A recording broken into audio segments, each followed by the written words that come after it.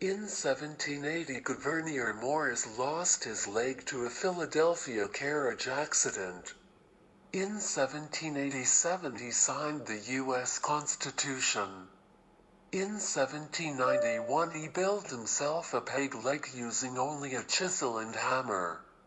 In 1976, his personal belongings were discovered in a barn in Idaho. In 2022, this is the restoration of a significant and historic American artifact. The hammer he used to create his peg leg.